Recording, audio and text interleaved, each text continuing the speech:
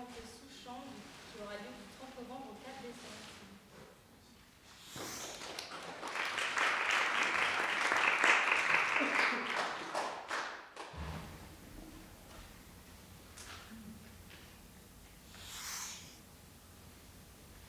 Bonjour.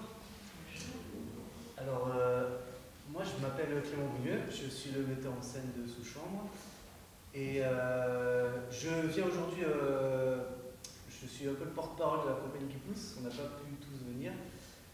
Et je voulais d'abord vous remercier le Théâtre de l'Œuvre de nous accueillir, parce que c'est quand même un signe de confiance et c'est aussi un grand soulagement pour nous, parce que là ça fait 4 ans que j'ai eu le désir de monter ce texte. Et donc on a eu toute cette période un peu compliquée, on a travaillé on a eu des résidences certes, mais là on a la possibilité de donner vie à ce spectacle et vraiment merci parce que là la première elle sera le 30 novembre et c'est un grand soulagement et une grande fierté. Et je voulais, voilà, on est une compagnie marseillaise, donc au début je m'étais dit que j'allais envoyer une vidéo pour présenter le spectacle.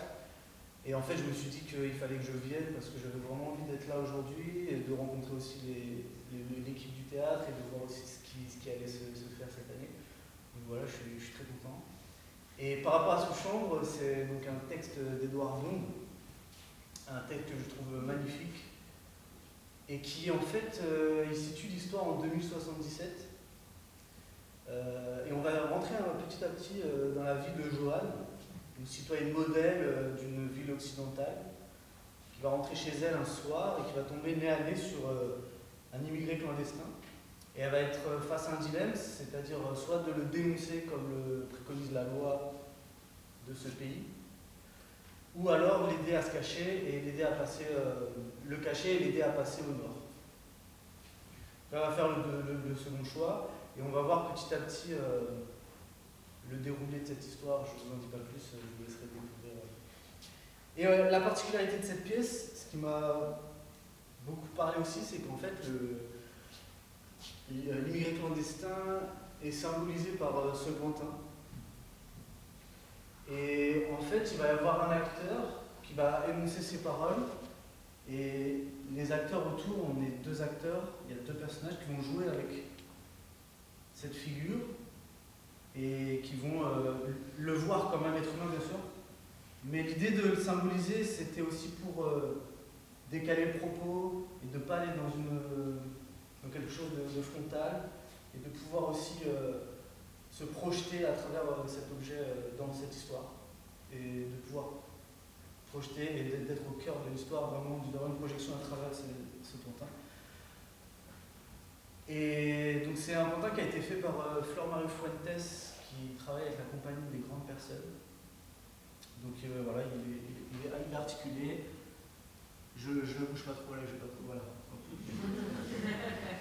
Et voilà. Et donc je vous remercie de votre attention. Et il y a un petit. Je ne sais pas si on. J'ai un peu tardé sur l'envoi. Ouais. Et voilà. Et sinon, ouais, c'est ça. Voilà. J'en dis pas plus. Il y a une petite vidéo. L'idée, c'était un peu de mettre. Après avoir vu cette idée, d'avoir une idée de cette vidéo, d'avoir une idée un peu de l'ambiance qui va y avoir. Voilà. Je vous remercie de votre attention.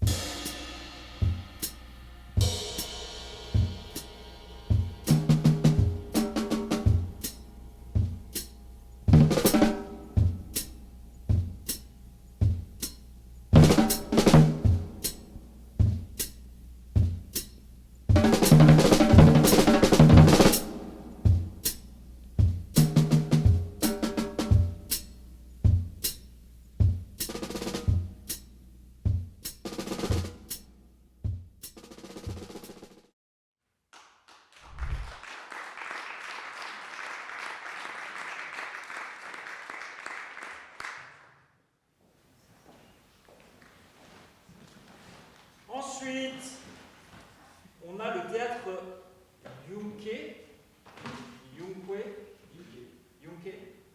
qui va nous présenter du 7 au 18 décembre le manteau. Oui. Et ben on les applaudit s'il vous plaît.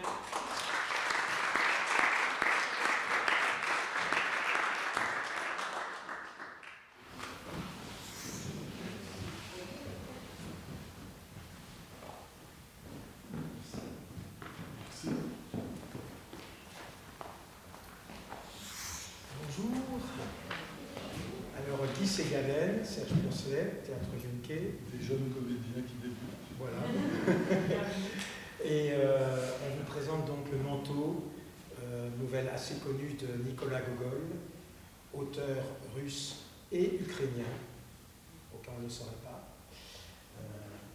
Et c'est une nouvelle adaptation que j'ai faite il y a quelques mois, et c'est un seul en scène, donc je jouerai, commis en scène par Guy Ségalen, et donc il faut aussi la direction d'acteur.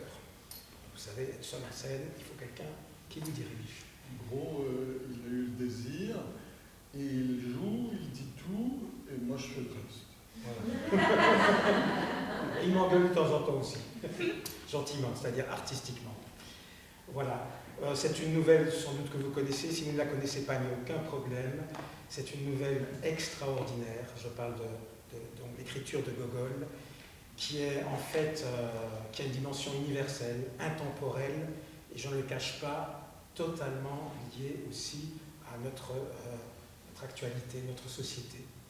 Voilà. Donc c'est la défense, bien sûr, d'un employé, Akaki Akakevitch, qui trouve de la poésie dans un petit boulot que d'autres trouveraient absolument ridicule. Mais il arrive à trouver cette poésie, et il va être broyé, bien sûr, par le camp d'Iraton et la société qui l'entoure. Voilà. C'est une manière, bien sûr, à la Gogol, c'est-à-dire qu'on a poussé, c'est-à-dire l'aspect burlesque de la chose, hein, avec un côté, bien sûr, fable sociale, un travail assez physique, en même temps que le texte, qui est un peu la marque de fabrique de notre compagnie Théâtre Yunke. Voilà. Et ça se passe après dans le fantastique.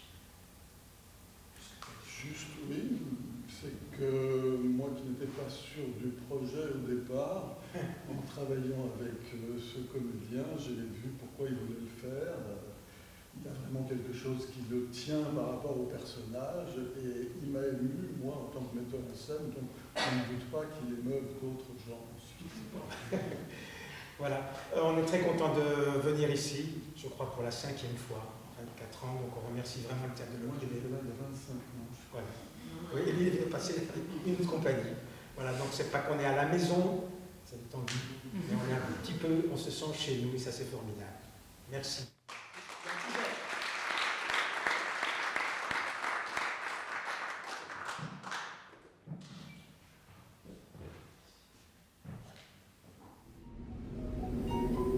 Ce qu'il faudrait avant tout à ce moment précis, c'est me présenter. Mais qui je suis, ou ce que je suis, ne nous avancera pas forcément. Akaki Akakevitch Bashmashkin. On le voyait toujours à la même place, dans la même attitude, dans la même fonction de gratte-papier. Son uniforme était d'une couleur indéfinissable, défraîchi, usé de part en part. Impossible à réparer, c'est trop mince. Le truc est tout pourri. Si on y plante une aiguille, ça va se débiner. Akaki Akakevitch avait réuni juste 80 roubles. Pour la doublure, ils choisirent une toile si serrée qu'on eût dit de la soie.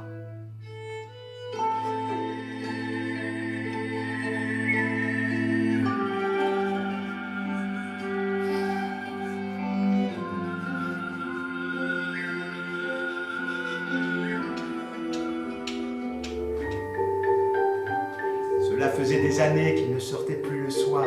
Akaki, Akaki! Et tous sur le champ allèrent de nouveau voir son manteau. On l'obligea à vider 2 coupes de champagne.